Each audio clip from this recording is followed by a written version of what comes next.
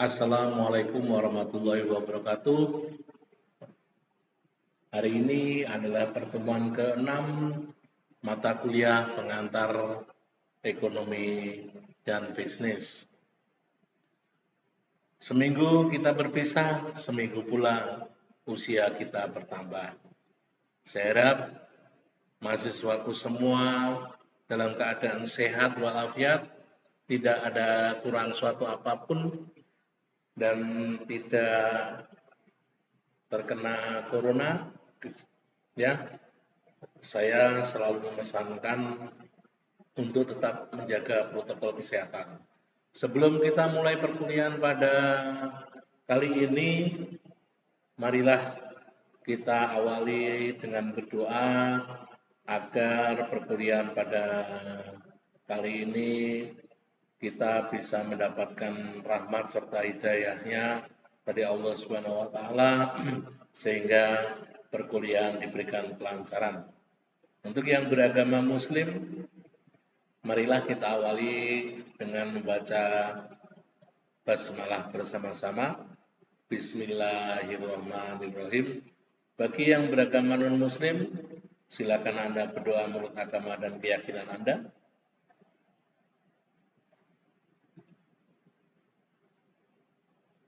Oke, terima kasih. Ya, saya selalu pesan kepada seluruh mahasiswa saya untuk menjaga protokol kesehatan, jauhi kerumunan, cuci tangan, memakai sabun, memakai masker, dan jaga jarak. Ya, jaga jarak sebenarnya tidak cukup, ya, tetapi yang paling penting adalah jangan berada di dalam kerumunan, ya. Ingat itu, sekali lagi, semua yang saya pesankan adalah untuk kesehatan kita semuanya. Kita bisa menjaga diri kita sendiri, kita harus bisa menjaga orang lain, apalagi kita harus wajib menjaga keluarga kita, ya. Kepada seluruh mahasiswa STE Stekom dan Universitas Stekom, selamat mengikuti perkuliahan.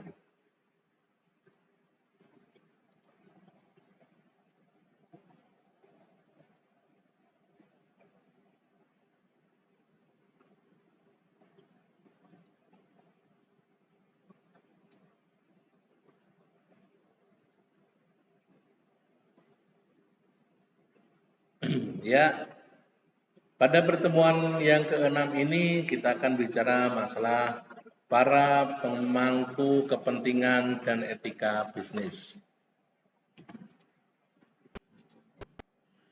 Tujuan dari pembelajaran ini adalah mahasiswa diharapkan setelah mengikuti perkuliahan ini mampu untuk mengetahui, memahami, mengerti para pemangku kepentingan atau stakeholders perusahaan. Yang kedua, memahami pembagian pemangku kepentingan berdasarkan kedudukan mereka dalam pengelolaan perusahaan. Yang keempat, memahami pembagian pemangku kepentingan berdasarkan aktivitas perusahaan. Dan yang terakhir, mendapatkan pemahaman mengenai etika bisnis. Kita awali perkuliahan pada kali ini adalah tentang pengertian para pemangku kepentingan atau stakeholders perusahaan. Pengenalan terhadap konsep lingkungan organisasi perusahaan yang berkembang sejalan dengan berkembangnya pendekatan sistem dalam manajemen telah mengubah cara pandang manajer dan para ahli teori manajemen terhadap organisasi, terutama mengenai bagaimana suatu organisasi perusahaan dapat mencapai tujuannya secara efektif. Lalu, siapa yang dimaksud dengan pemangku kepentingan tersebut atau stakeholders sendiri? Sehingga mereka memiliki peran yang sangat penting bagi kelangsungan hidup perusahaan. Freeman mendefinisikan pemangku kepentingan sebagai setiap kelompok atau individu yang dapat mempengaruhi atau dipengaruhi oleh pencapaian tujuan perusahaan. Pada awalnya yang dimaksud dengan pemangku kepentingan mencakup para pemegang saham atau share owners, para karyawan employees, para pelanggan customers, para pemasok suppliers, dan para pemberi pinjaman lenders, dan masyarakat luas atau society. Sedangkan Jones serta Robin dan Coulter masing-masing mendefinisikan para pemangku kepentingan atau stakeholders sebagai kumpulan individu maupun lembaga yang memiliki kepemilikan, tuntutan, kepentingan terhadap organisasi perusahaan. Menurut Jones 1995, dan dipengaruhi oleh keputusan dan berbagai tindakan yang dilakukan organisasi perusahaan. Menurut Robin dan Coulter tahun 2003, mereka memiliki kepentingan terhadap apa yang dihasilkan oleh perusahaan dan juga bagaimana perusahaan menjalankan usahanya. Pemangku kepentingan merupakan bagian dari lingkungan usaha perusahaan atau business environment. Pemangku kepentingan akan memberikan dukungan terhadap perusahaan apabila mereka memperoleh imbalan sebanding atau lebih besar dari perusahaan dibandingkan dengan kontribusi yang mereka berikan kepada perusahaan. Menurut Donaldson dan Preston tahun 1995, imbalan yang diterima pemangku kepentingan misalnya dapat berbentuk uang, produk yang berkualitas, kekuasaan maupun status di dalam perusahaan, dan pekerjaan tetap. Sedangkan kontribusi yang dapat diberikan pemangku kepentingan kepada perusahaan misalnya dapat berbentuk keahlian, pengetahuan, peraturan yang dibutuhkan perusahaan selama melakukan kegiatan usahanya, modal, bahan baku, produksi, dan lain-lain.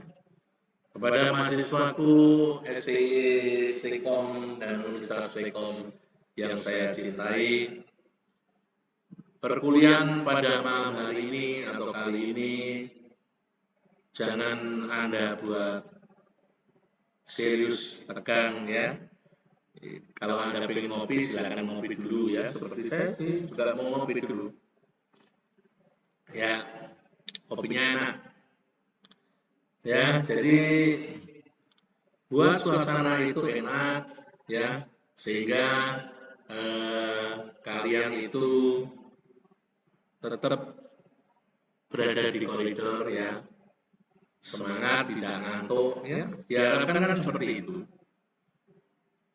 Kemudian next selanjutnya pembagian pemangku kepentingan berdasarkan kedudukan mereka dalam pengelolaan perusahaan. Inside stakeholders. Inside stakeholders terdiri dari orang-orang yang memiliki kepentingan dan tuntutan terhadap sumber daya perusahaan serta berada di dalam organisasi perusahaan, termasuk ke dalam kategori inside stakeholders adalah pemegang saham atau shareholders, para managers, karyawan, workforce. Para pemegang saham atau shareholder adalah pemilik perusahaan apabila perusahaan berbentuk perseroan terbatas ya. Jadi pada saat ini banyak pelaku usaha ya yang kemudian mengalihkan kepada penjualan saham ya. Banyak anak muda yang sekarang bermain saham karena bermain saham sekarang tidak seperti dulu ya. Mungkin kita berpikiran orang yang punya saham harus punya sekian miliar untuk bisa punya atau bisa bermain saham. Tetapi sekarang hanya dengan ada yang 60 juta, kemudian ada yang 10 juta sudah bisa bermain saham. Ini menunjukkan bahwa semakin terbukanya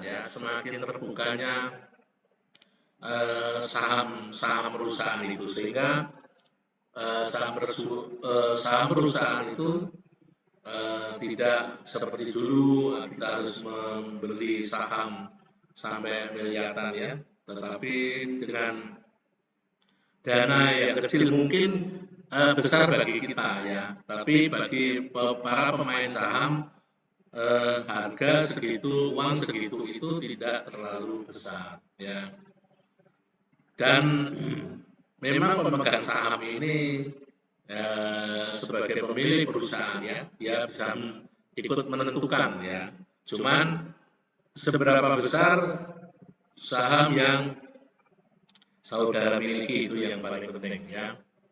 Kemudian manajer merupakan pekerja perusahaan yang bertanggung jawab untuk mengkoordinasi berbagai sumber daya organisasi dan memastikan bahwa tujuan perusahaan dapat tercapai. Di sini manajer harus punya insting yang kuat untuk memajukan perusahaannya ya. Dia harus sama visinya dengan pemimpin perusahaan. Kalau manajer dan pimpinan perusahaan itu tidak sama visi dan misinya, maka perusahaan akan terjadi masalah. Untuk itu, manajer diharapkan untuk bisa memajukan perusahaan dan bisa mengkoordinasikan sumber daya organisasi dan memastikan tujuan perusahaan dapat tercapai. Karyawan atau workforce meliputi seluruh pekerja non-manajer. Karyawan memiliki serangkaian tugas yang harus dilakukan sesuai dengan uraian dan job description yang telah ditentukan oleh perusahaan. Jadi job description itu merupakan rule of the game ya, aturan ya yang harus dijalankan oleh orang-orang yang berada di dalam perusahaan atau organisasi tersebut ya. Kalau kita bekerja tanpa ada job description yang jelas, apa tugas kita dan apa kita harus bagaimana, maka organisasi itu sedang berada dalam sebuah masalah. Next, outside stakeholders ya. Outside stakeholders adalah orang-orang maupun pihak yang bukan pemilik perusahaan.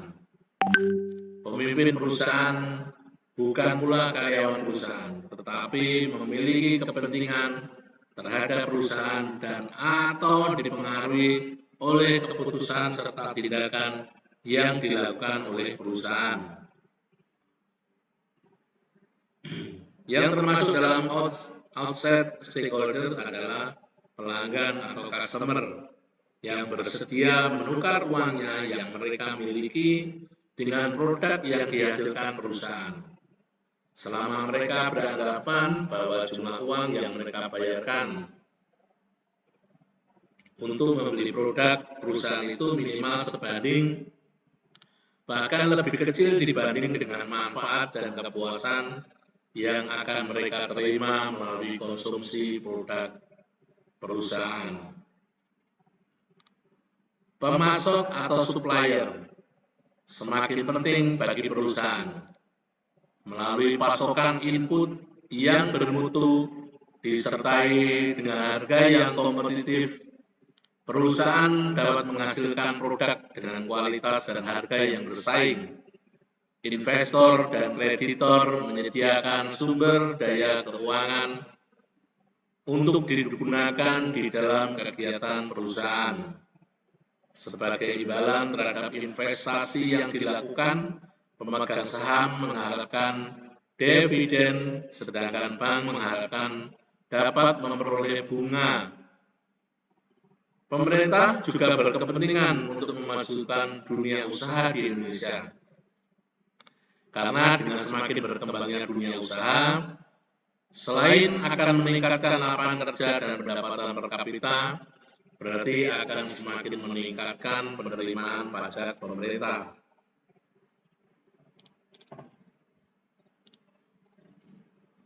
Serikat pekerja atau union yang profesional, alih-alih emosional, dibutuhkan baik oleh pihak pekerja untuk mewakili kepentingan mereka dalam bernegosiasi dengan pengusaha, maupun oleh pengusaha untuk mengupayakan solusi yang menguntungkan kedua belah pihak atau win-win solution.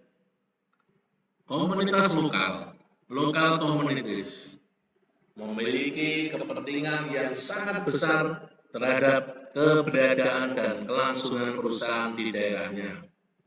Hal ini terjadi karena perusahaan memberi mereka lapangan pekerjaan, pendapatan, dan perbaikan standar hidup, dan lain-lain.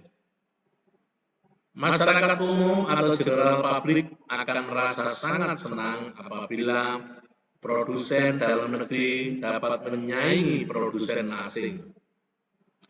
Hal ini tidak mengherankan karena kemakmuran suatu negara memiliki keterkaitan yang sangat erat dan keberhasilan perusahaan-perusahaan domestiknya untuk menyaingi perusahaan-perusahaan asing. Media memiliki kepentingan terhadap perusahaan karena dunia bisnis merupakan pemasang iklan maupun aktivitas promosi lainnya yang sangat menunjang kelangsungan bisnis media. Ya, bisa kita lihat bagaimana kekuatan media ya. Kalau dulu tahun 2000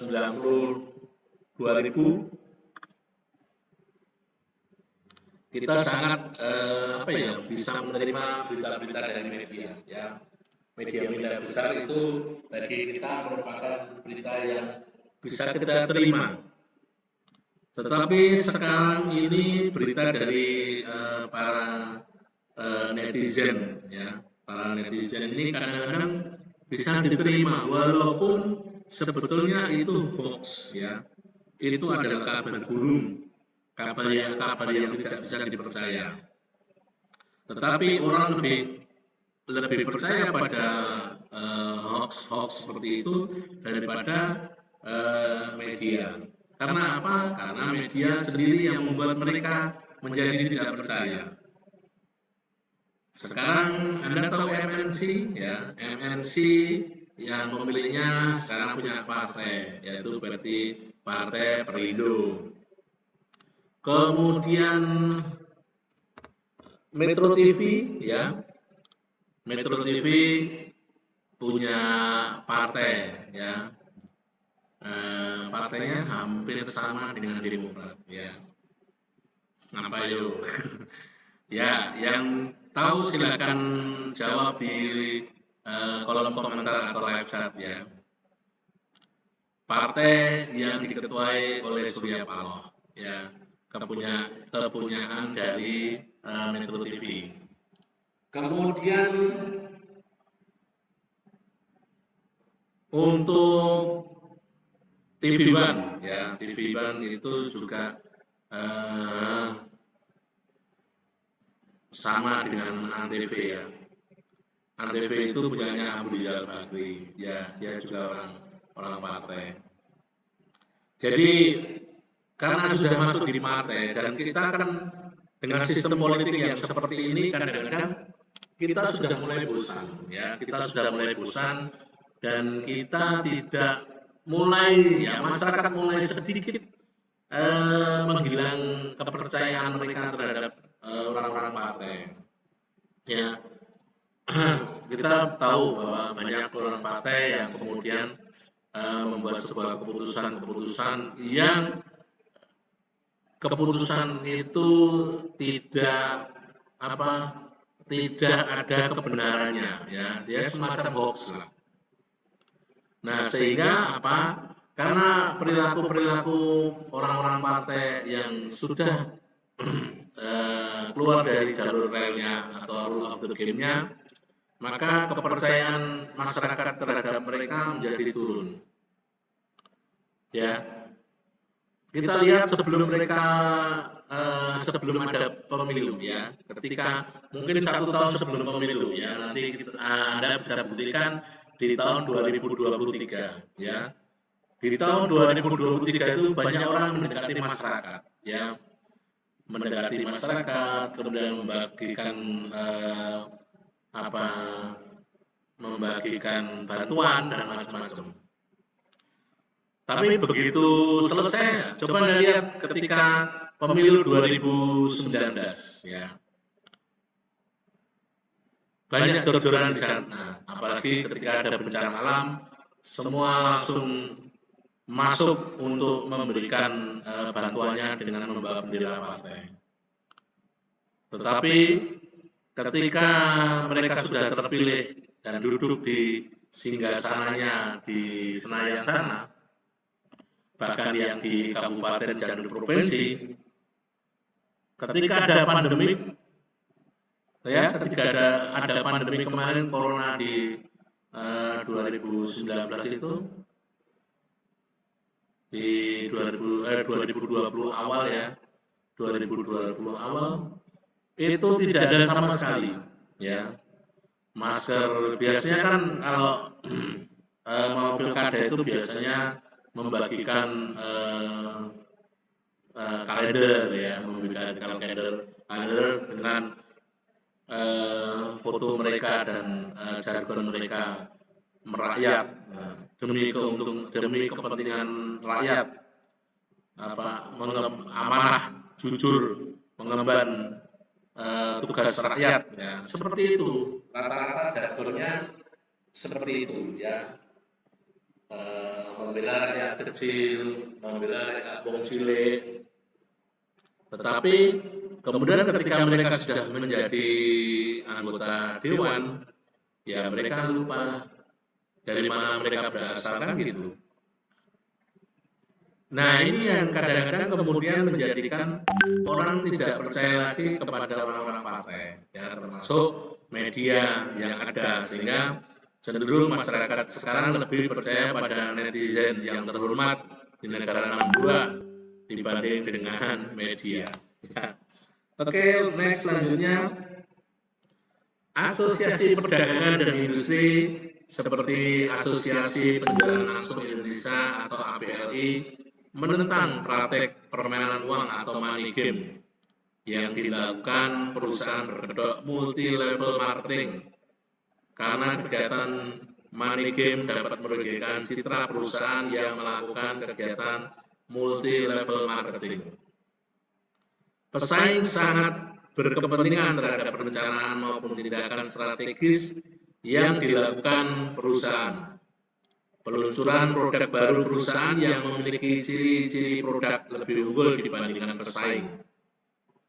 Pedagang, grosir, dan pengecer membantu perusahaan di dalam menyalurkan produk perusahaan kepada para pelanggan. Kelompok-kelompok asik sosial dan politik semakin kritis dalam menanggapi berbagai aksi yang dilakukan perusahaan yang melakukan kegiatan usahanya dengan mengabaikan tanggung jawab sosial. Pembagian pemangku kepentingan berdasarkan perusahaan. Perusahaan memiliki interaksi dengan berbagai pihak dalam melakukan aktivitas bisnis. Interaksi utama perusahaan terjadi dengan berbagai pihak yang terlibat dalam kegiatan produksi dan penjualan barang dan jasa. Sedangkan interaksi sekunder, perusahaan terjadi dengan berbagai pihak sebagai turunan dari aktivitas utama perusahaan. Primary stakeholders. Primary stakeholders adalah berbagai kelompok yang berinteraksi dengan perusahaan dan mempengaruhi kemampuan perusahaan untuk melakukan kegiatan utama perusahaan, yaitu menyediakan barang dan jasa bagi masyarakat. Termasuk di dalam kelompok ini adalah investor atau stakeholders dan kreditor yang menyediakan sumber daya keuangan untuk perusahaan. Karyawan atau employees yang memberikan keahlian dan pengetahuannya bagi perusahaan. Pemasok atau suppliers yang menyediakan bahan buku dan berbagai pasokan lain dalam saluran pemasaran yang memasarkan produk perusahaan kepada konsumen. Selain itu, tentu saja semua bisnis membutuhkan pelanggan atau customer yang akan membeli barang dan jasa yang dihasilkan oleh perusahaan. Selanjutnya adalah secondary stakeholder. Interaksi sekunder antara perusahaan dengan pemangku kepentingan lainnya terjadi manakala berbagai kelompok di luar perusahaan memiliki kepentingan terhadap berbagai aktivitas yang dilakukan perusahaan. Interaksi sekunder inilah yang membuat para pemangku kepentingan yang terlibat di dalamnya dikelompokkan dalam secondary stakeholder. Etika bisnis. Dalam melakukan aktivitasnya, perusahaan harus memperhitungkan berbagai akibat yang ditimbulkan oleh keputusan maupun tindakan perusahaan terhadap pemangku kepentingan, baik yang termasuk dalam kategori inside stakeholder maupun outside stakeholder. Akibat yang ditimbulkan kepada para pemangku kepentingan tidak hanya dilihat dari sisi perhitungan ekonomi, melainkan harus pula dilihat dari sisi dimensi moral. Pengertian etika atau etik merupakan satu konsepsi mengenai tindakan yang benar dan salah, dan etika memberikan panduan apakah suatu perilaku tertentu dapat digolongkan sebagai perilaku yang bermoral dan tidak bermoral. Etika sendiri bersumber dari moralitas yang merupakan sistem nilai tentang bagaimana kita harus hidup baik sebagai manusia.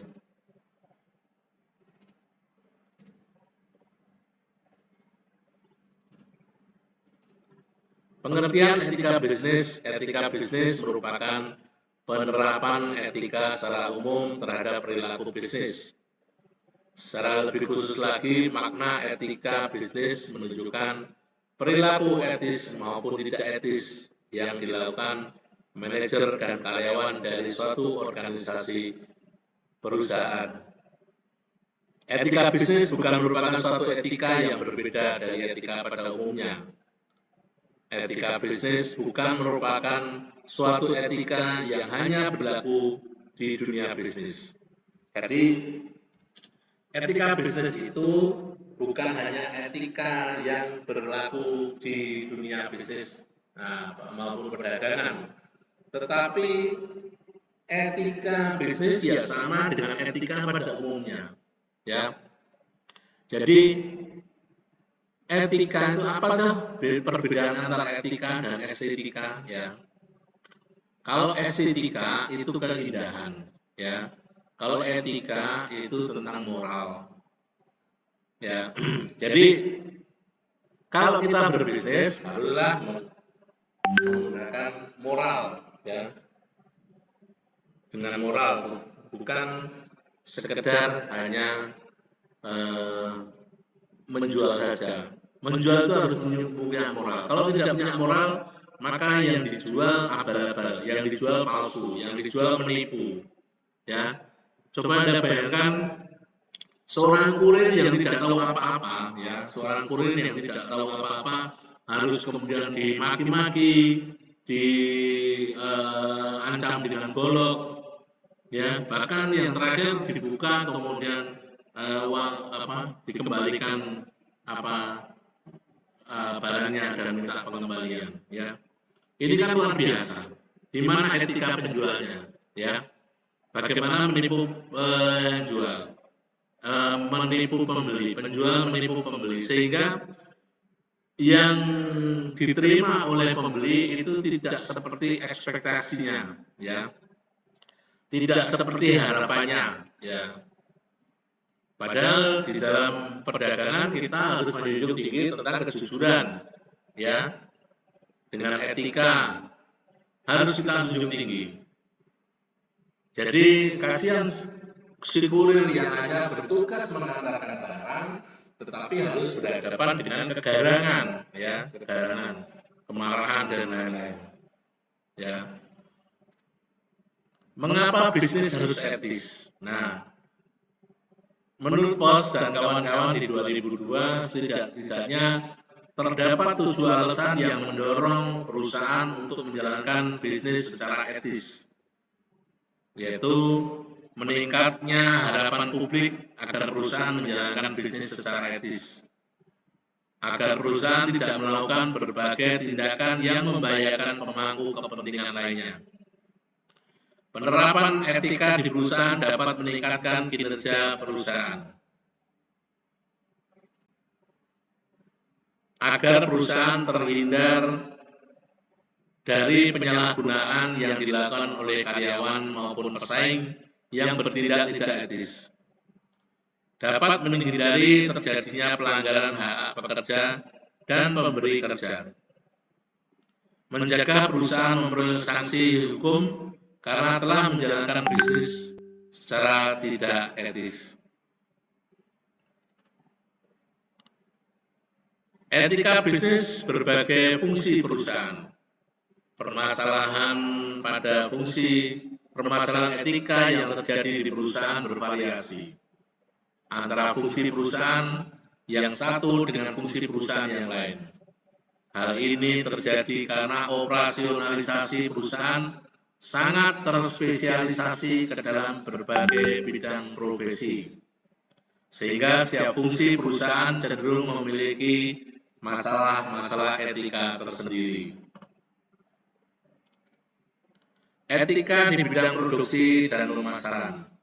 Hubungan yang dilakukan perusahaan dengan para pelanggannya dapat menimbulkan berbagai permasalahan ketika di bidang produksi dan etika di bidang produksi dan pemasaran. Etika di dalam bidang keuangan. Skandal keuangan yang berasal dari pelaksanaan fungsi karena keuangan tidak etis telah menimbulkan berbagai kerugian bagi para investor.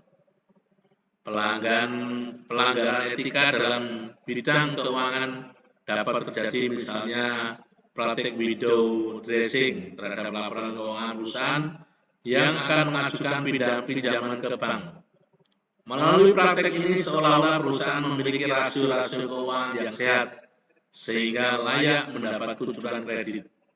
Padahal sebenarnya keuangan perusahaan tidak sehat seperti yang dilaporkan dalam laporan keuangan yang telah dipercantik. Di dalam bab 4 undang-undang ini dijelaskan sebagai perbuatan yang dilarang dilakukan oleh pelaku usaha. Antara lain, pelaku usaha dilarang memproduksi dan atau memperdagangkan barang dan atau jasa yang tidak memenuhi dan tidak sesuai dengan standar yang dipersyaratkan dan ketentuan peraturan perundang-undangan, tidak sesuai dengan berat bersih, tidak sesuai dengan ukuran, tidak sesuai dengan kondisi zaman, tidak sesuai dengan kondisi atau jaminan keistimewaan. Nah, ini yang terjadi, ya. Dari beberapa kemarin Anda bisa lihat bahwa bagaimana seorang kurir yang dimaki-maki. Wah, itu mustahil Mas. Kasihan ya, kasihan. Etika di bidang teknologi informasi. Salah satu bidang yang memiliki pertumbuhan masalah etika paling besar di era 90-an sampai 2000 adalah bidang teknologi informasi. Hal ini memunculkan permasalahan bidang meliputi serangan terhadap wilayah privasi seseorang, pengumpulan, penyimpangan, dan akses terhadap informasi usaha, termasuk transaksi e-commerce, serta perlindungan hak cipta yang menyangkut pembuatan software, musik, dan kekayaan intelektual. Faktor-faktor yang mendorong timbulnya masalah etika bisnis menguraikan ada 4 faktor, ya, yaitu mengejar keuntungan dan kepentingan pribadi, tekanan persaingan terhadap laba perusahaan, pertentangan tujuan perusahaan dengan nilai-nilai perseorangan, dan pertentangan lintas budaya. Di akhir pertemuan ini kita akan bicara tentang mengejar keuntungan dan kepentingan pribadi. Ambisi mengejar keuntungan untuk diri sendiri, bahkan sikap serakah dapat mengakibatkan masalah etika. Tekanan persaingan terhadap laba perusahaan. Ketika perusahaan berada dalam situasi persaingan yang sangat keras, perusahaan seringkali terlibat dalam berbagai aktivitas bisnis yang tidak etis untuk melindungi profitabilitas mereka. Pertentangan antara tujuan perusahaan dengan nilai-nilai perorangan. Masalah etika dapat muncul pada saat perusahaan hendak mencapai tujuan-tujuan tertentu atau menggunakan metode-metode baru yang tidak dapat diterima oleh pekerja. Pertentangan etika lintas budaya, cross-culture contradiction. Hal ini timbul karena adanya relativisme etis, yaitu ketidaksamaan cara pandang terhadap suatu perbuatan sebagai etis atau tidak etis yang terjadi antara masyarakat satu negara dengan negara yang lain atau antara satu agama dengan agama yang lain. Bisa kita lihat ya, pertentangan dari negara dengan negara yang lain itu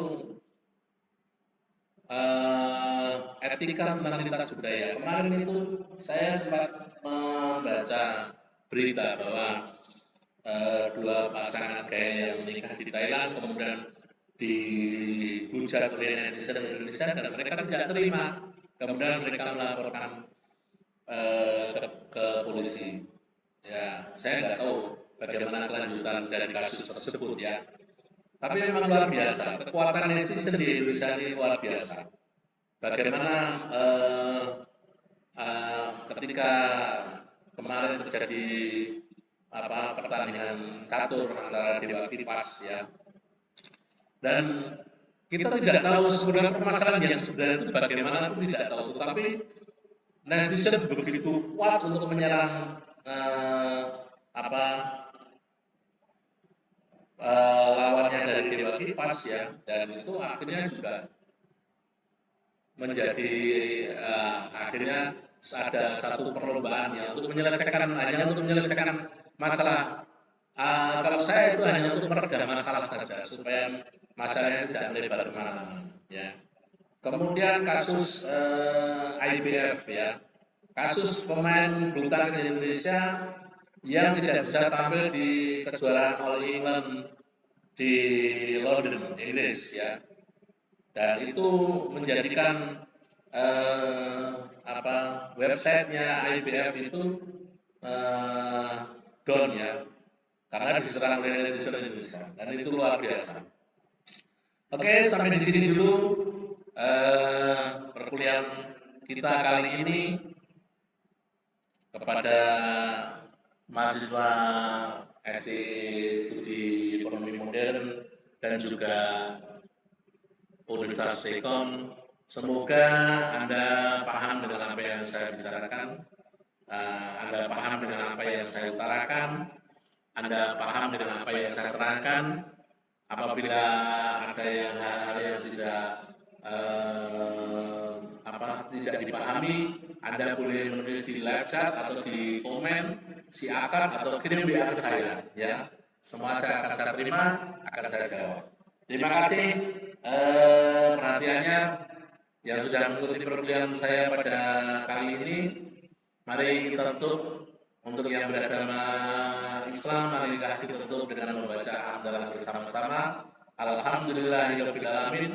Untuk yang beragama non-muslim, silakan Anda berdoa menurut agama dan keyakinan Anda sendiri. Oke, terima kasih. Kurang lebihnya saya mohon maaf. Wassalamualaikum warahmatullahi wabarakatuh.